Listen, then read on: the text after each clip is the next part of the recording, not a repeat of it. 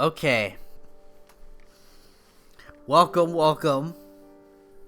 I know a lot of you are in the stream. For those out there on YouTube, this is It Moves. And I base this off of basically the title.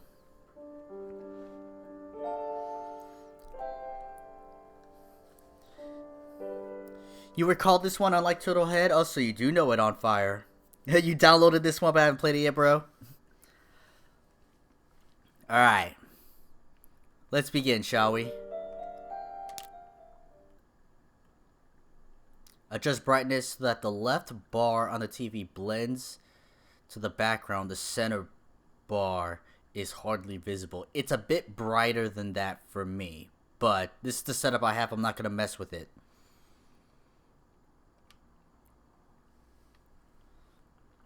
Bedtime.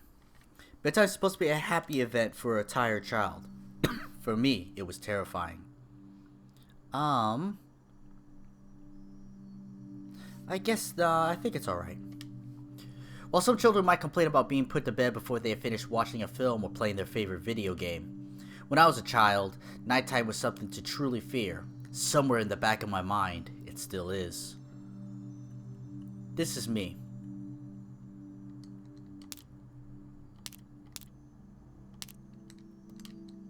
It's a wolf. Alright, good, I have a sprint. Poster from a movie, I got it from my brother. Full of toys and stuff. Mr. Teddy! It's a bunk bed. I sleep in the top. It's based off a creepypasta. Hold on, I gotta scratch my head.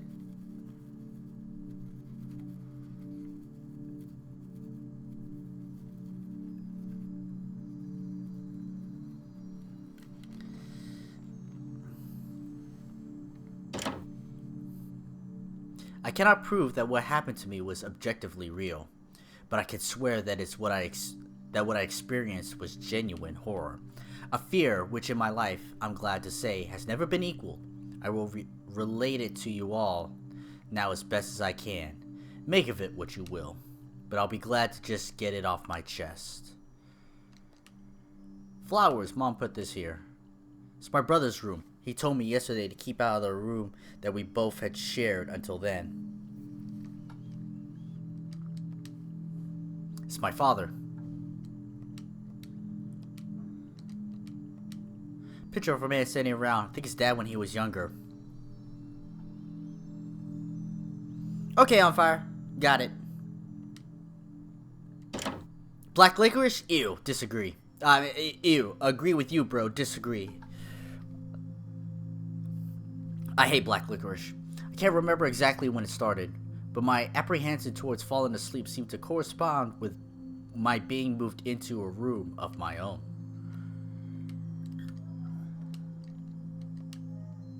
It's my mother. Hi, Mom.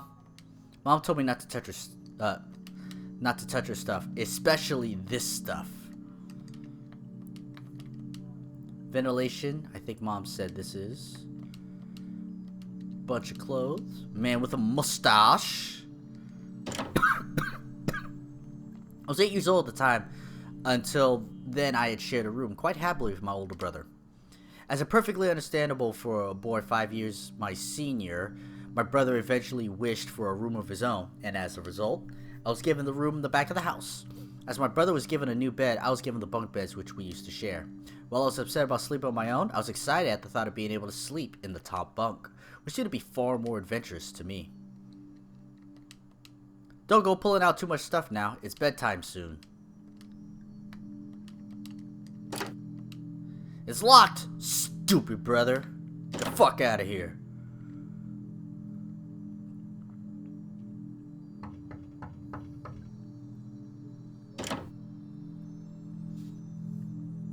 Alright, it's bedtime. Already? Yes, adults need their sleep, you see. You'll be sleeping alone for the first time. You excited? Yes, Mom.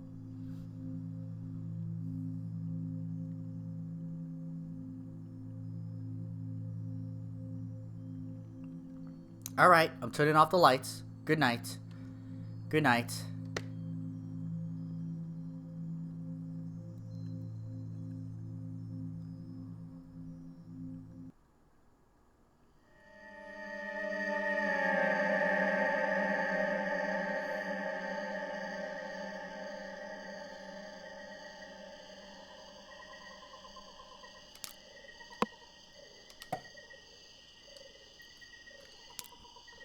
So I can't save whenever I want.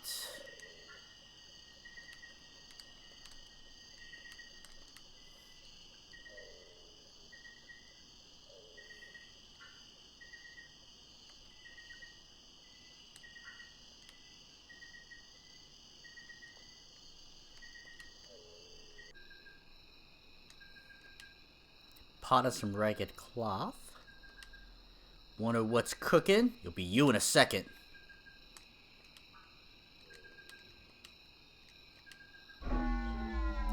Stalking is such a strong word. I prefer to think of it more as intense research on one individual. Yeah, that's a way to put it.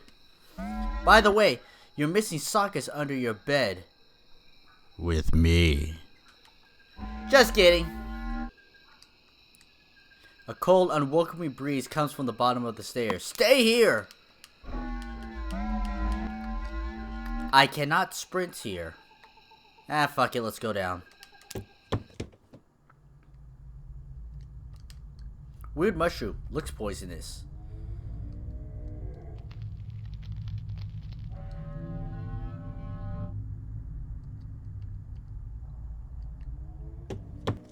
I heard something. Fuck.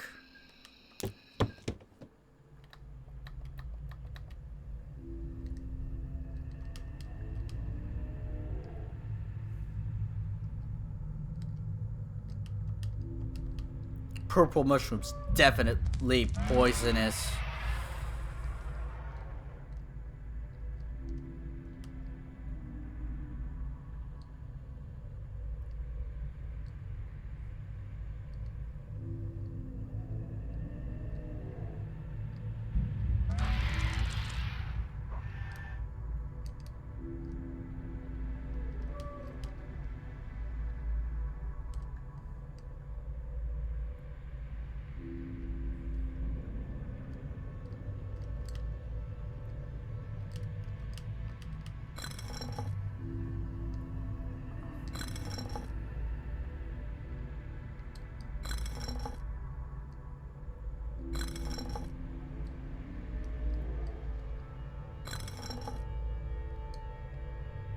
I'm a genius. I'm the greatest.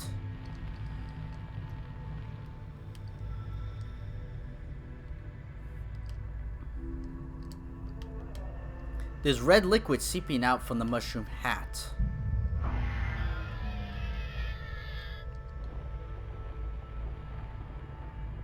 I'm gonna turn this up a couple pinches.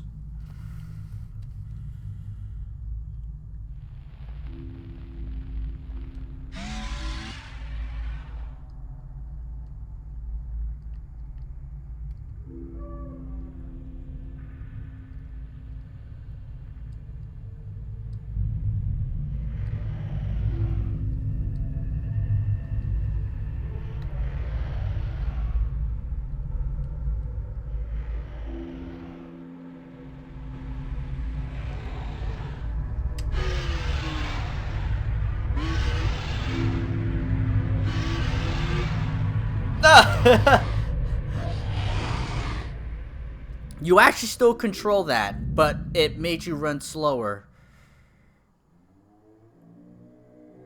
Okay, Coolio.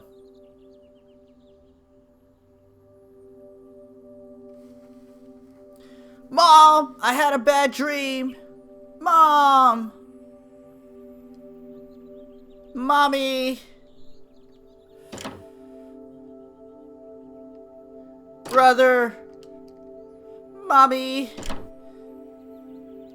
Mommy. Mom, I had a bad dream. Sweetie, what's wrong? I had a bad dream. Aw, it's too bad, sweetie. I'll be up in a minute and we can eat breakfast together. Alright, hurry up. Go change your clothes and I'll be right there. Meh. What's outside?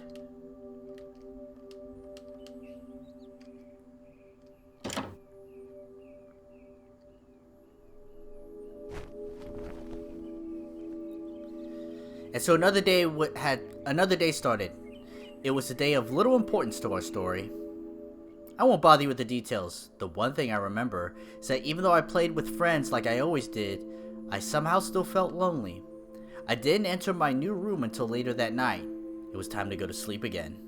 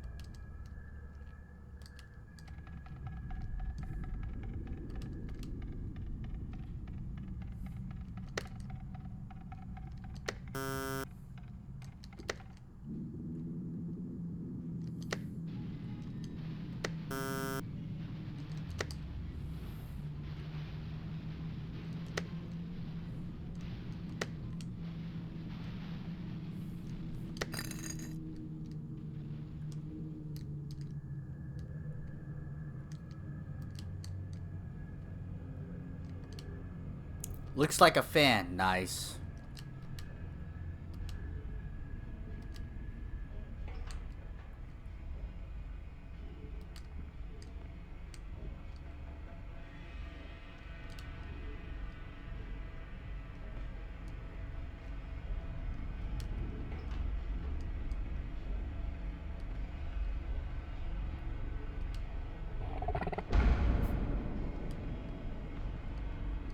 Now I can run faster? Oh, jeez.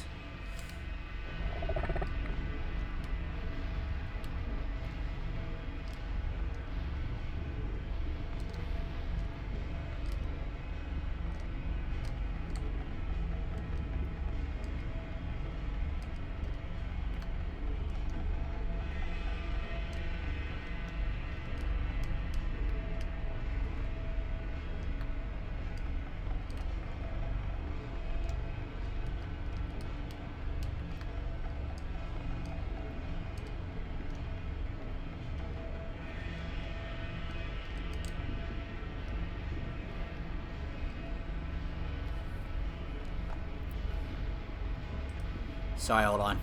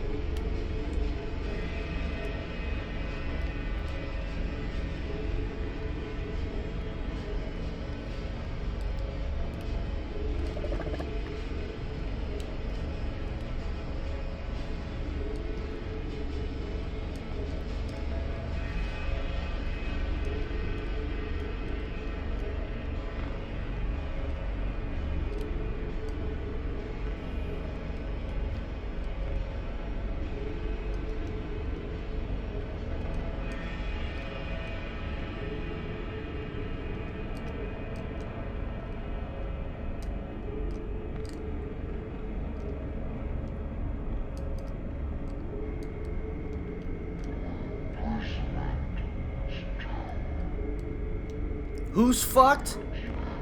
I am.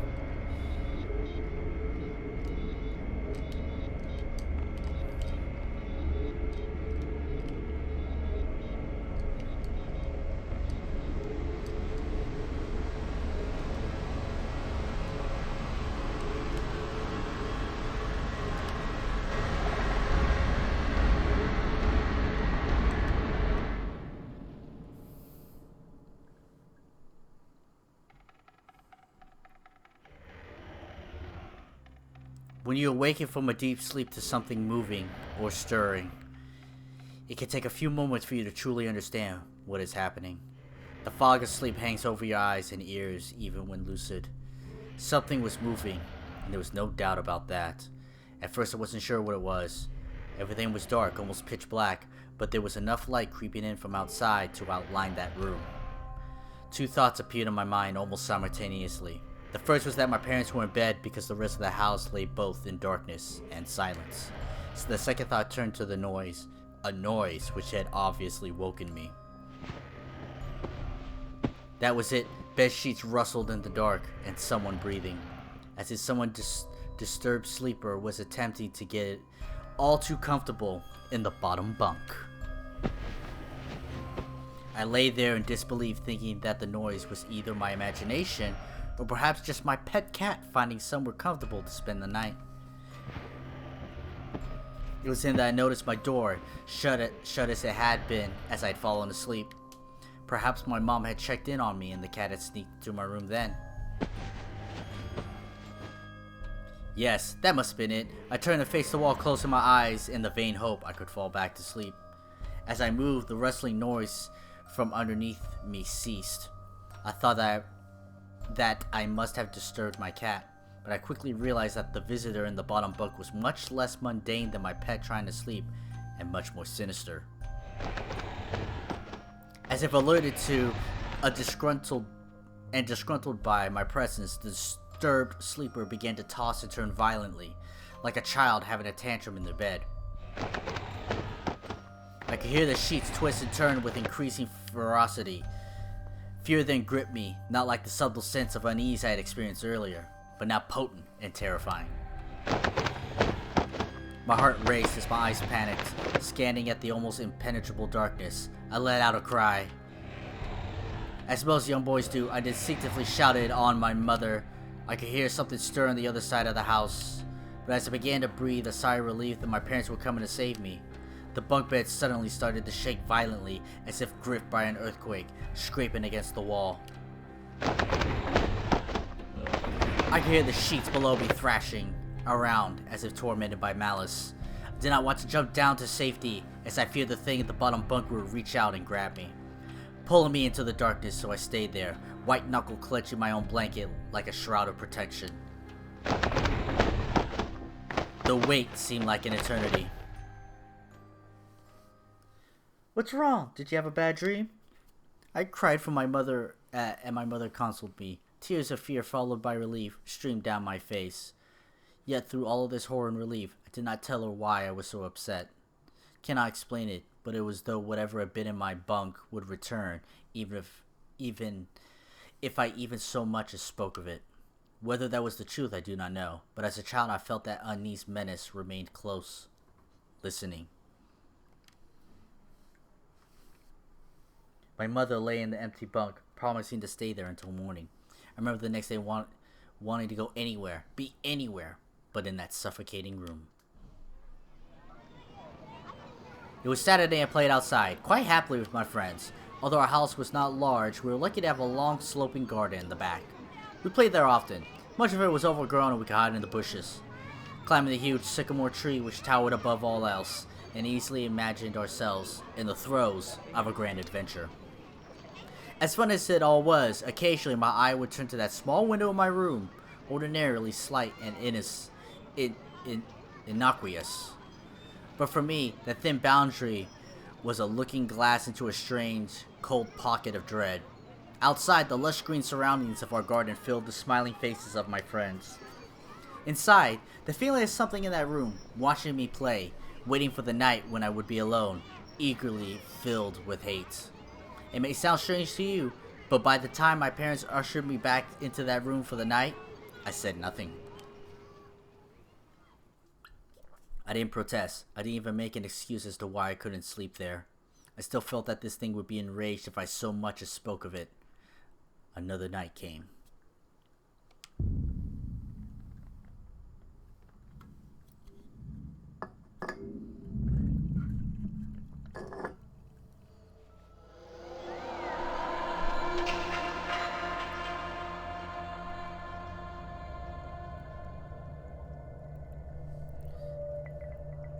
Word for word a creepypasta, huh?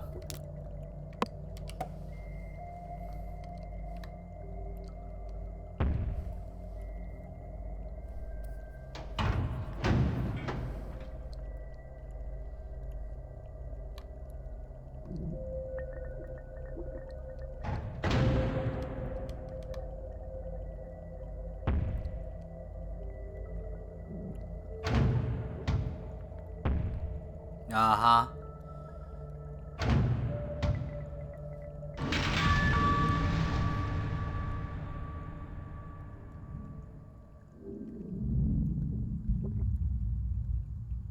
And then he died. Oh, fuck.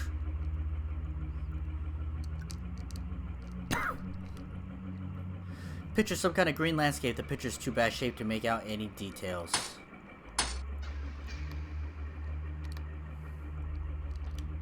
Large fan circulating the stuffy air.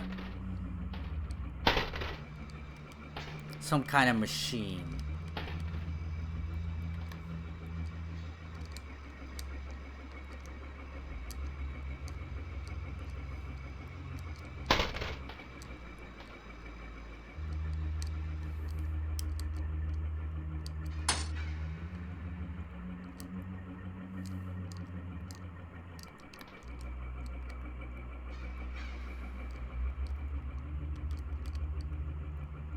Almost look like lights on of the runways at airports.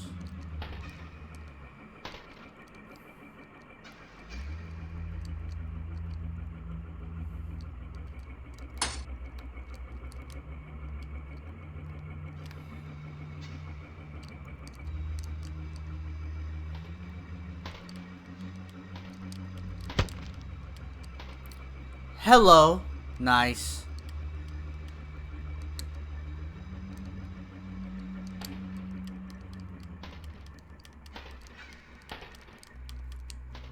I thought I was there, so it means I haven't checked this way. I searched the whole damn thing before I found the one switch.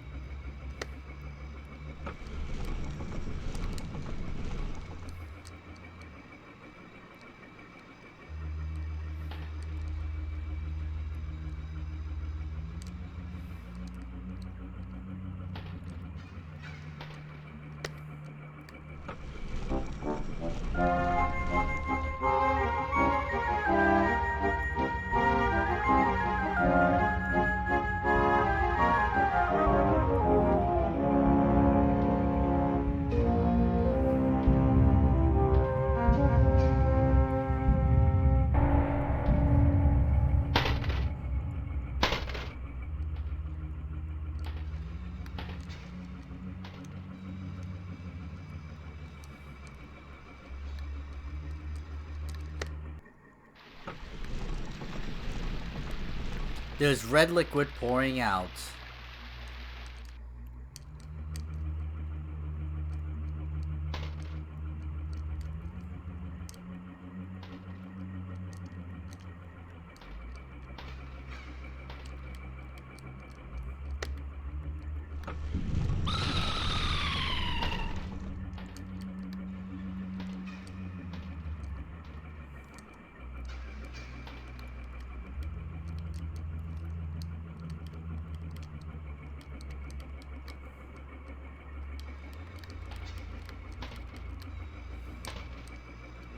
Oh, I think there's one place here in the upper left.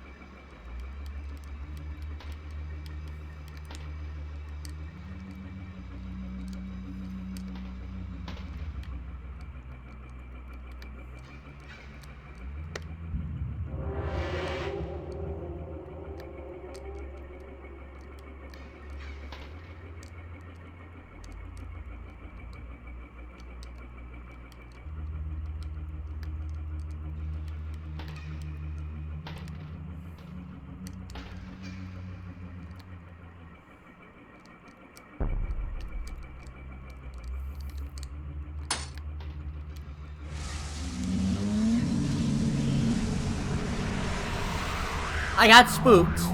Ain't gonna lie, I got spooked.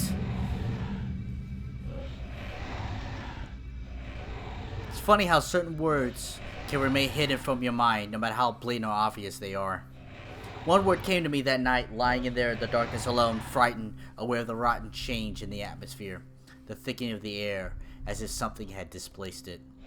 As I heard the first casual twists of the bed sheets below, the first anxious increases of my heartbeat at the realization that something was once again in the bottom bunk, that word.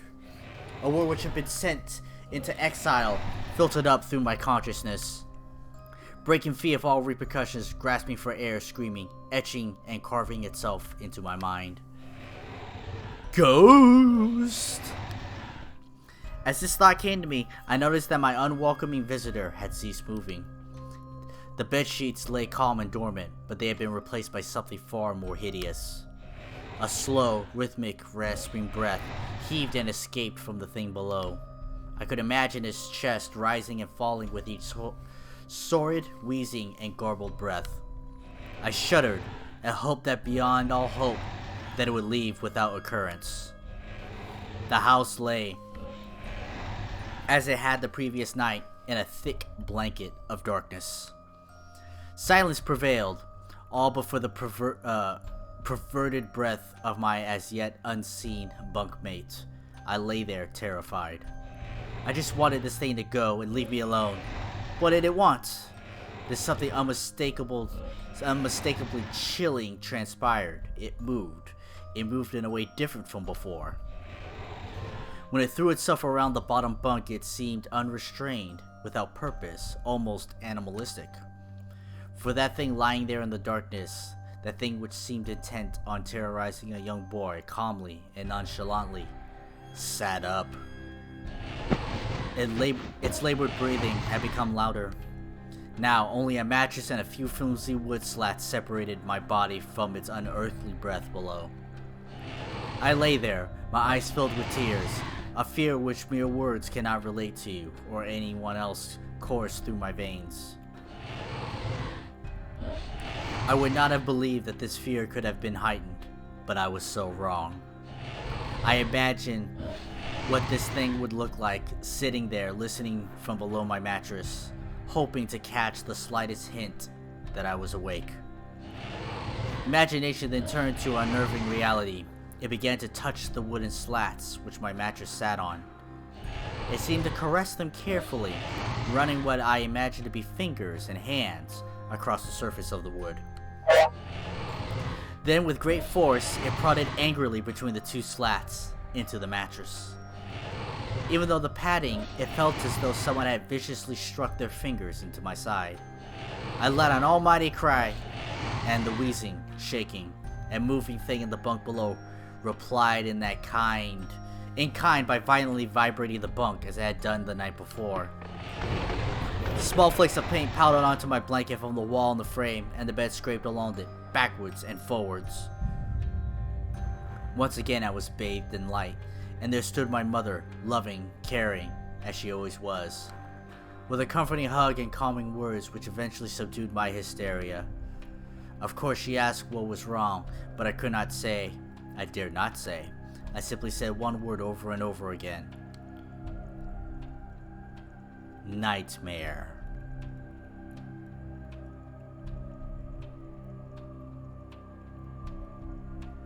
This pattern of events continued for weeks, if not months.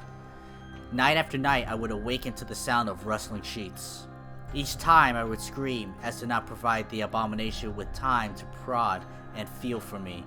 With each cry, the bed would shake violently, stopping with the arrival of my mother, who would spend the rest of the night in the bottom bunk, seemingly unaware of the sinister force torturing her son nightly. Along the way, I managed to feign illness a few times and come up with other less than truthful reasons for sleeping in my parents' bed. But more often than not, I would be alone for the first few hours of each night in that place. The room with the lights from outside did not sit right. Alone with that thing. With time, you become desensitized? Yes, to almost anything, no matter how horrific. I become to realize that for whatever reason, this thing could not harm me when my mother was present. I'm sure the same would have been said for my father, but as loving as he was, waking him from sleep was almost impossible. Waking me, on the other hand, was no trouble at all, thanks to the nightmares.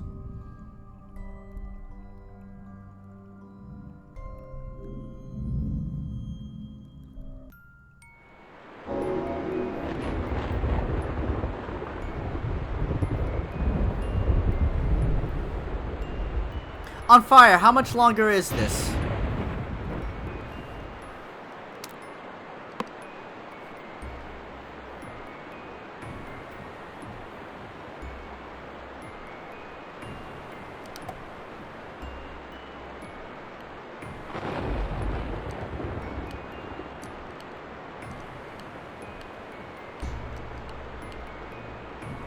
Near the end? Okay.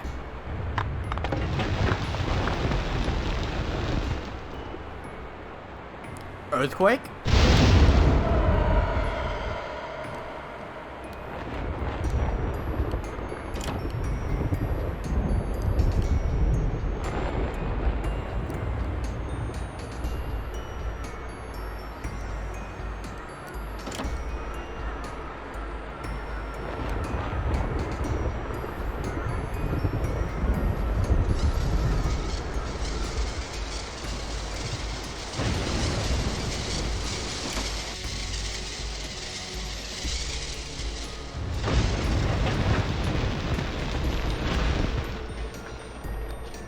Another one?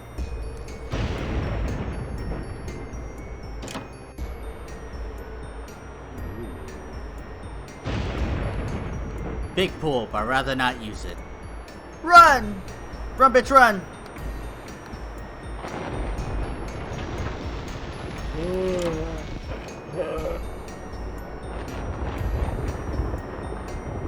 It's walking in parts, not me.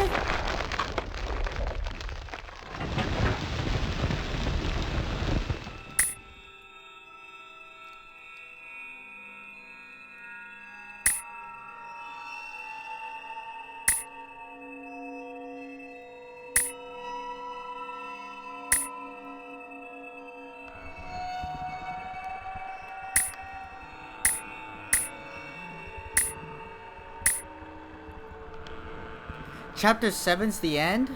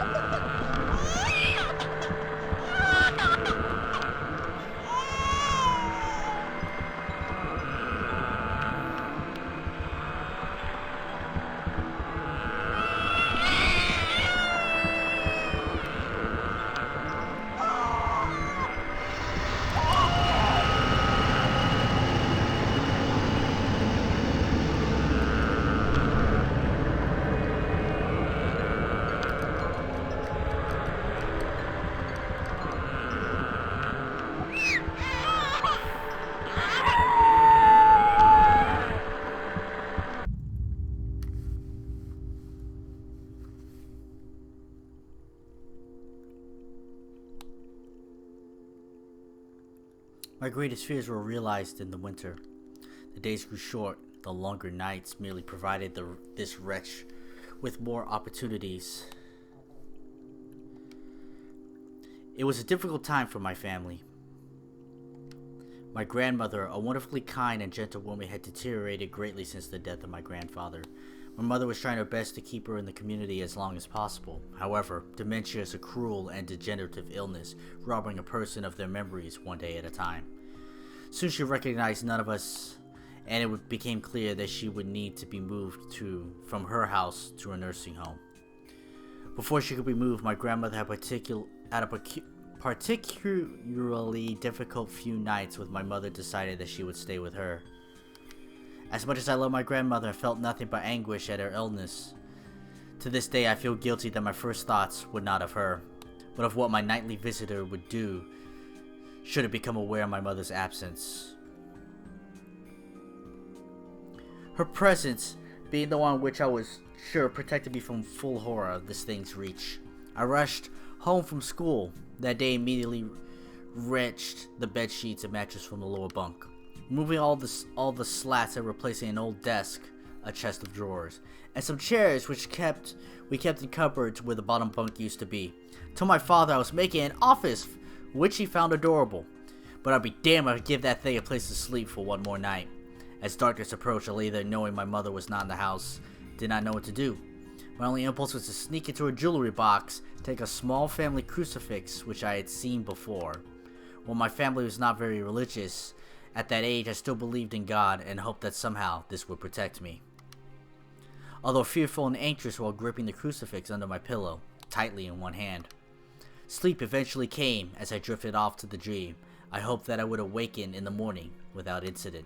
Unfortunately, that night was the most terrifying of all.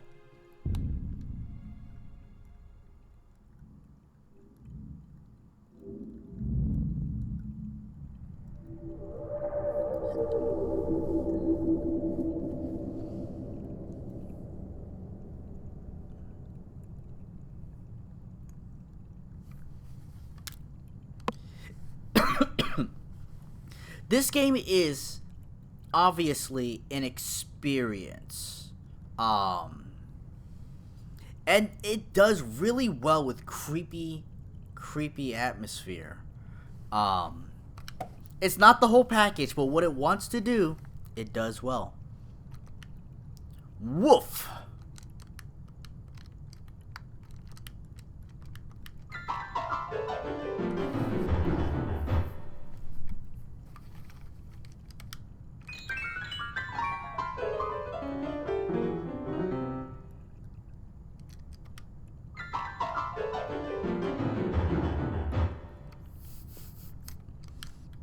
That's kind of funny. The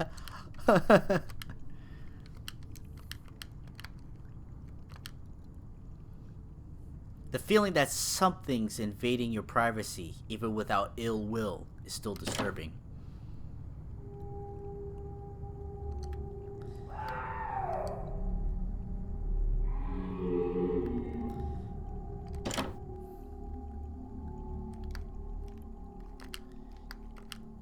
You are good. We're good. We good. We good, folks. Even if you don't know why they are here, you hold the greatest amount of fear for them.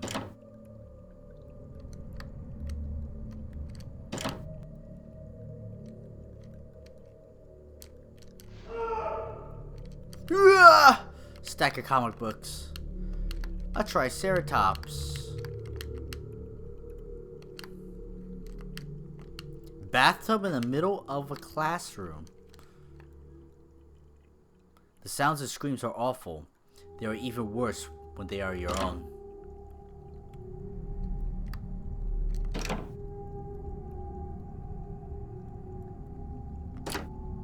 Locked.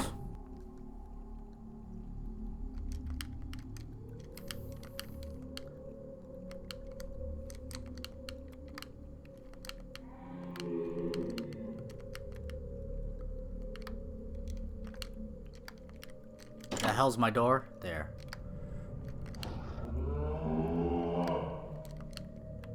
Pile of mattresses, dirty and worn. There's a piece of paper here, it reads. Knock knock. There are pieces of paper here, the text on it is ineligible. Illegible. Ineligible. It's an eligible receiver downfield. Alright.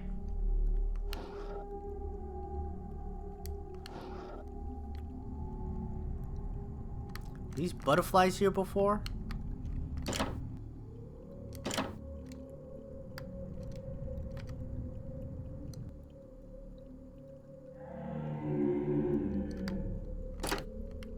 Locked doors broken.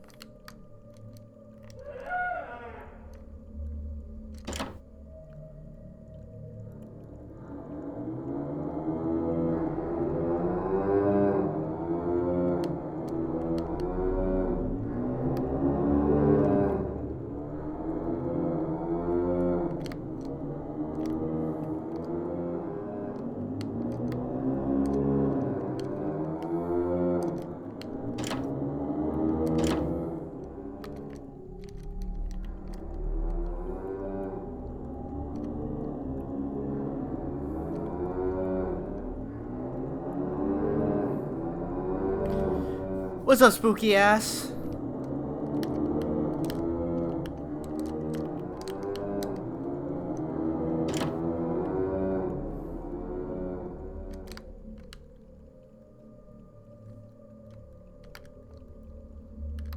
They did put in a lot of work, like no assets the same.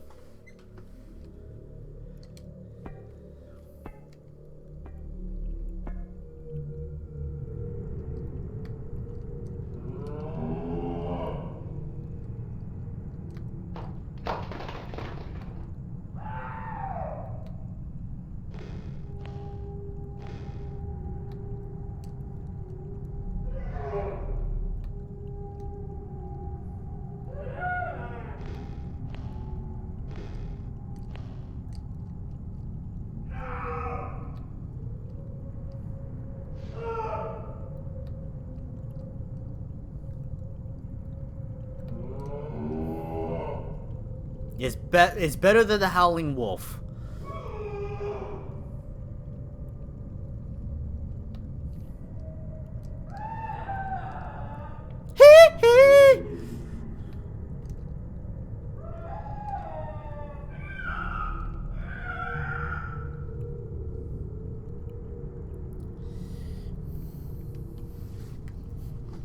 You have a subscription now, yes, donated by the Great Edge. If I had emotes, you could use them. I don't have emotes yet.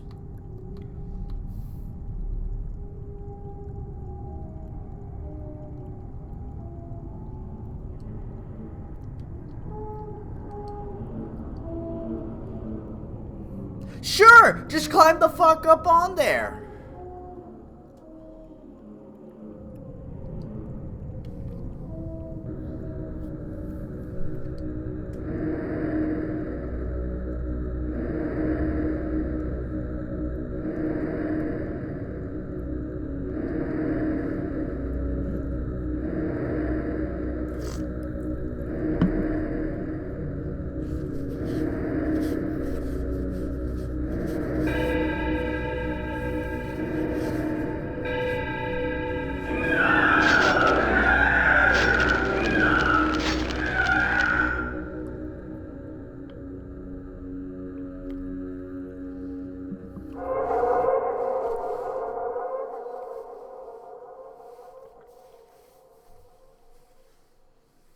You're awfully quiet nowadays. Is there something wrong, son?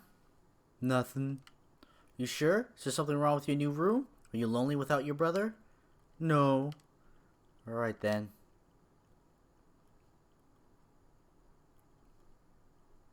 No, not out of fear. This one is empty. This one is full, and I misjudged. I woke gradually. The room was once again dark. As my eyes adjusted, I could gradually make out the window of the door and the walls, some toys on a shelf, and even to this day I shudder to think of it, but there was no noise. No rustling sheets, no movement at all. The room felt lifeless. Lifeless, yet not empty. The nightly visitor, that unwelcome, wheezing, hate-filled thing which had terrorized me night after night, was not in the bottom bunk. It was in my bed. I opened my mouth to scream, but nothing came out. Utter terror had shaken the very sound from my voice. I lay motionless. If I could not scream, I did not want to let it know I was awake. I had not yet seen it, I could only feel it. It was obscured under my blanket. I could see its outline, I could feel its presence, but I dared not look. The weight of it pressed down on top of me, a sensation I will never forget. When I say that hours passed, I did not exaggerate. Laying there motionless, the darkness, I was every bit a scared and frightened young boy. If it had been during the summer months, it would have been light. It would have been light by then. But the grasp of winter is long and unrelenting, and I knew it would be hours before sunrise. A sunrise which I yearned for. I was a timid child by nature, but I reached a breaking point.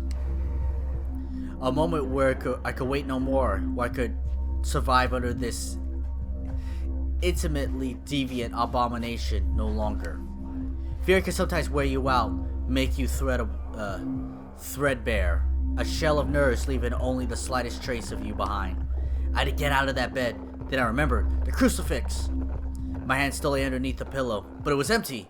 I slowly moved my wrist around to find it, minimizing as best I could the sound the vibrations caused, but it could not be found. I'd either knocked it off the top bunk, or it had, I couldn't even bear to think of it, been taken from my hand. Without the crucifix, I lost any sense of hope.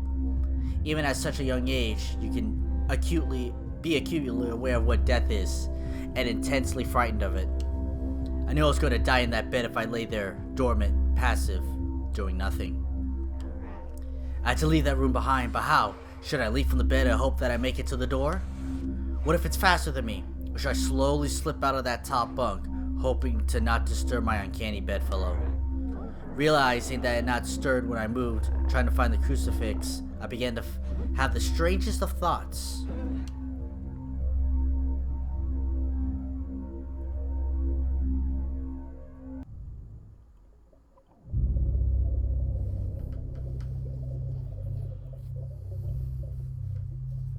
Assets are stolen.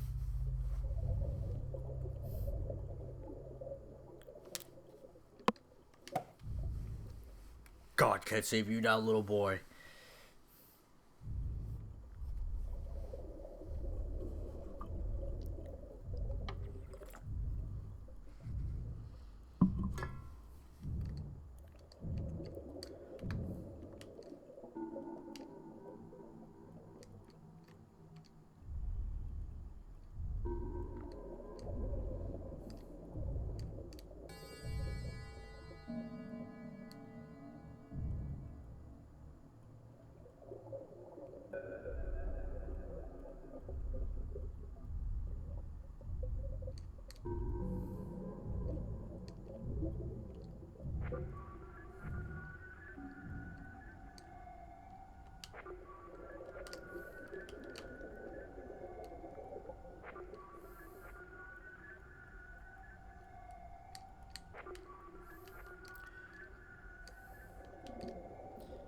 Okay, so I could go through that one, but not... Oh, now I can sprint?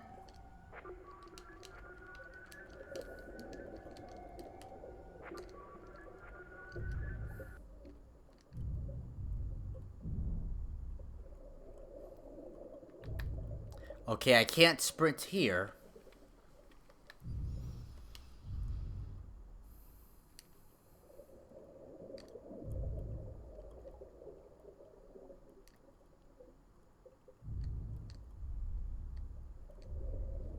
Oh, I can't go that way.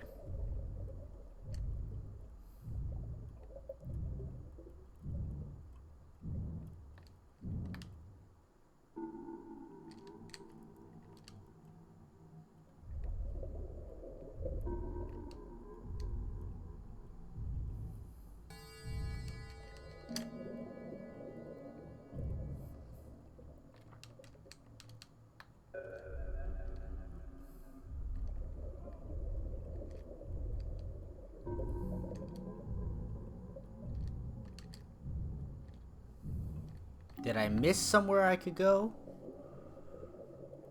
Doesn't exactly feel like it.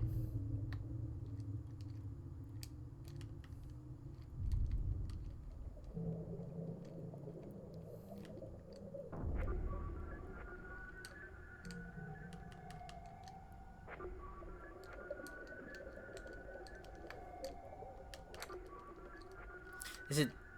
Oh.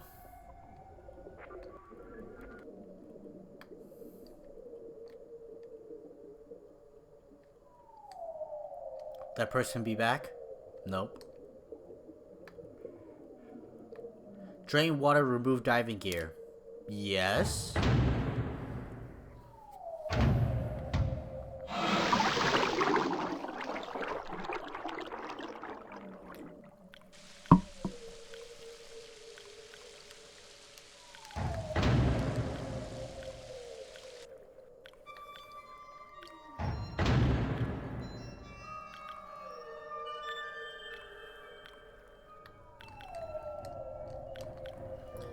Read logbook. Oh my god. Biggest fears deep. I'm not gonna read this. Fear of suffocation. Fear of the unknown.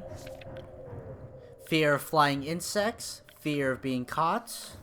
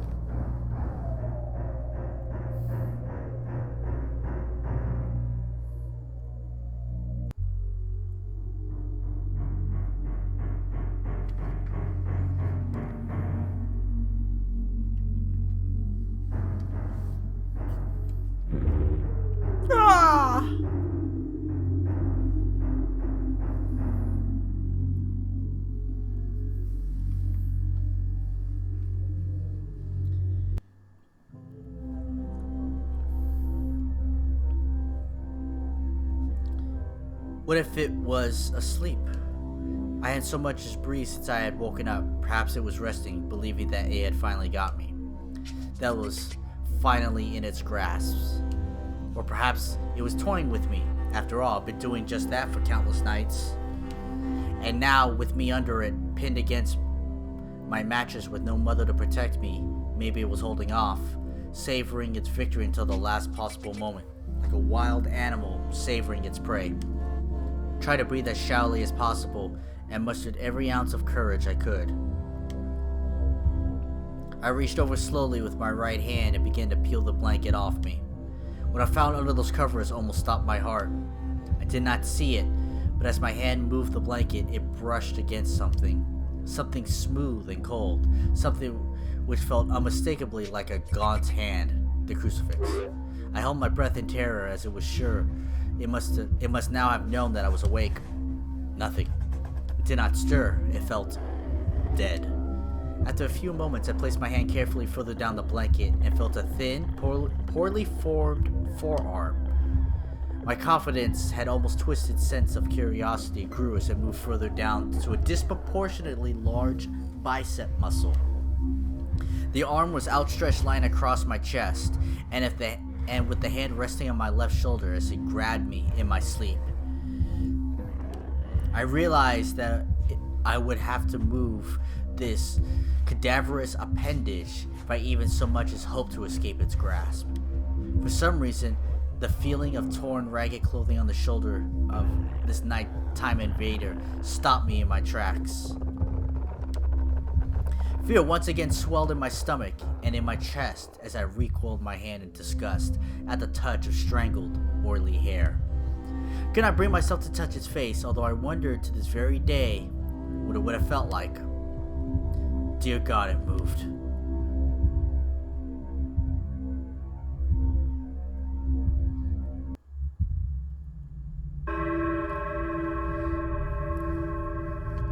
Hostia!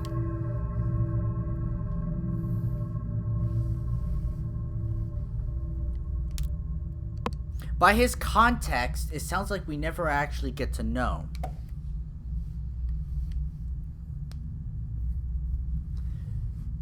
Remember getting grossed out when I read the original? Yeah. You know, you do you, Anonymous. Wink, wink.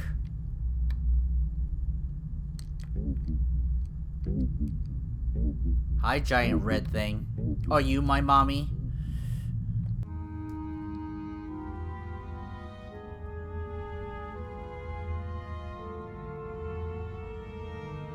I wonder how its face would feel, its lips pressed against mine. Alright, Anonymous is gonna go do some fan fiction. Fuck that! I'm sure this blocks me. Do do do do do.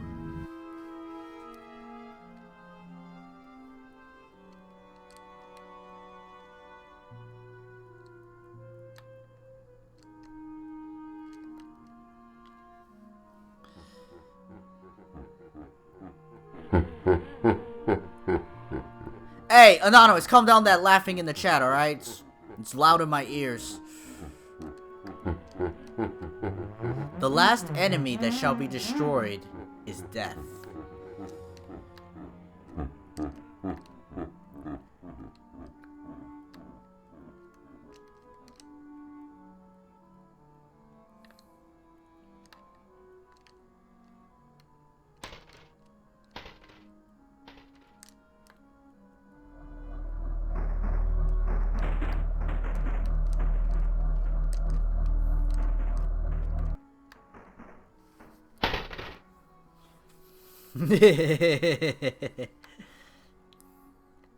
This is some shit.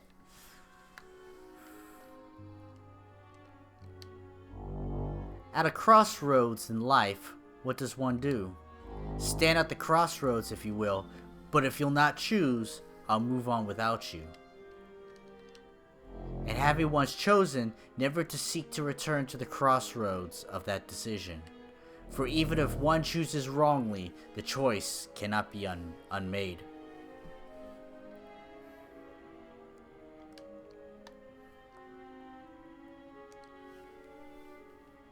Where do we go, chat?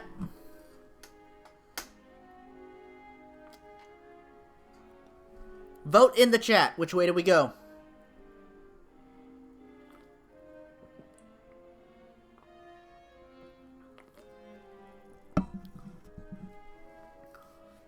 Forward.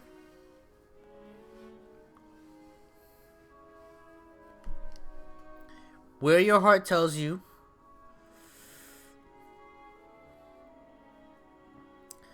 Good adventures go left. Anonymous being troll. Always twirling toward freedom.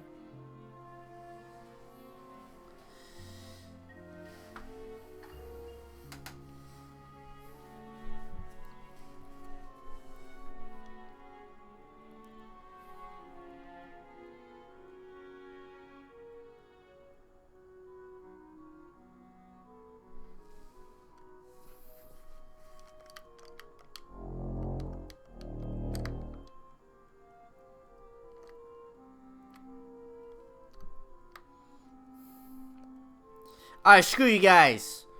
Let me think about this.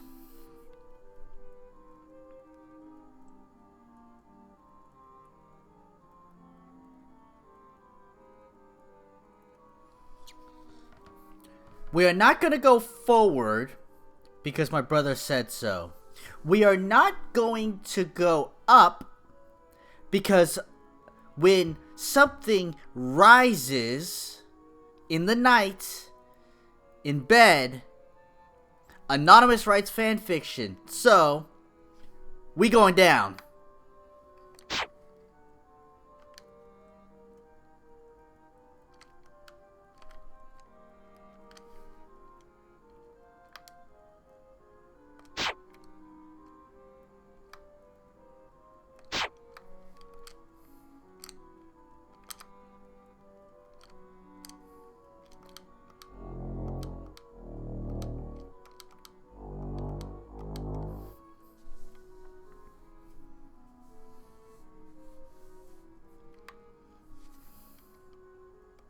Alright, chat. You were right. I'll go left.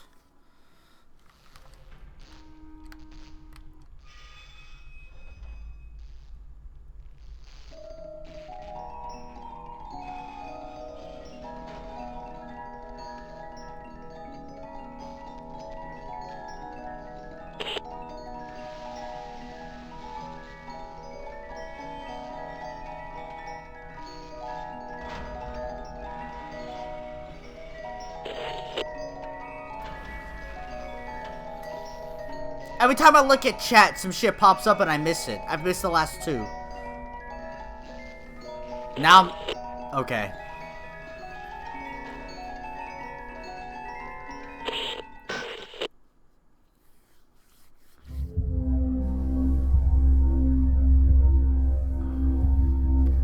It moved. It was subtle, but its grip on my shoulder had and across my body strengthened. No tears came, but God, how I wanted to cry. As its hands and arms slowly coiled around me, my left leg brushed along the cool wall, which the bed lay against. Of all that happened to me in that room, this was the strangest. I realized that this clutching, rancid thing, which drew great delight from violating a young boy's bed, was not entirely on top of me. It was sticking out from the wall, like a spider striking from its lair. Suddenly, its grip moved from a slow tightening to a sudden squeeze. It pulled and clawed at my clothes, as if frightened that the opportunity would soon pass.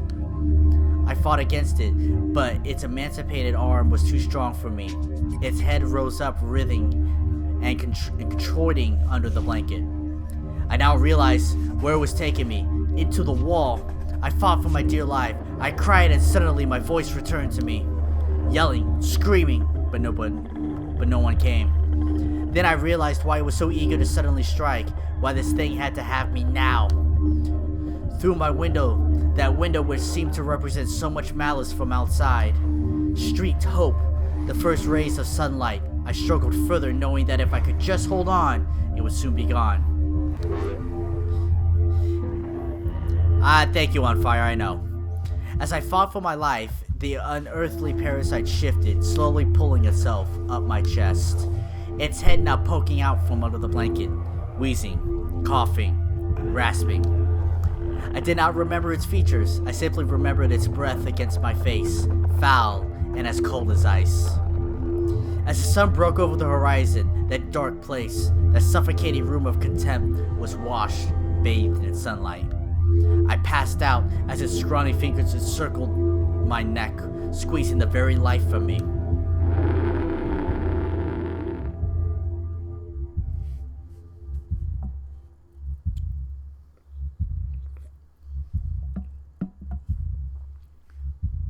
I awoke to my father offering to make me some breakfast, a wonderful sight indeed. I survived the most horrible experience of my life until then, and now. I moved the bed away from the wall, leaving behind the furniture I had believed would stop that thing from taking a bed.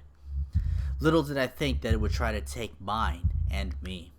Weeks passed without incident, yet on one cold, frostbitten night, I awoke to the sound of the furniture where the bunk bed used to be, vibrating violently. I lay there, sure I could hear a distant wheezing coming from deep within the wall, finally fading into the distance.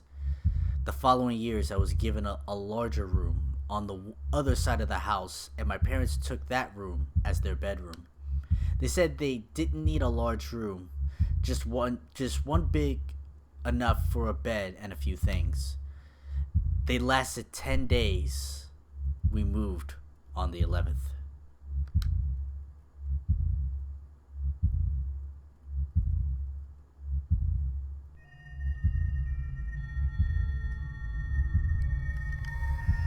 It moves. I did not expect this type of game. It was an experience, and it really was. Now, whatever you say about the assets, based on a story bedtime, okay.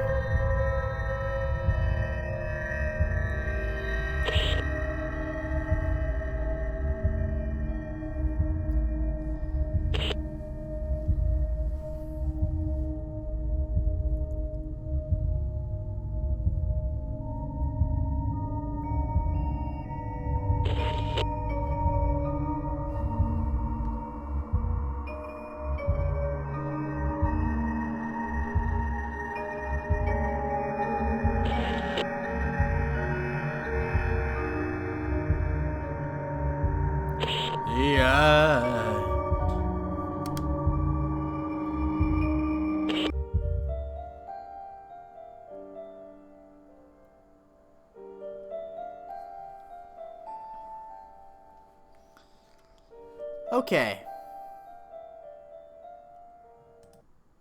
Well,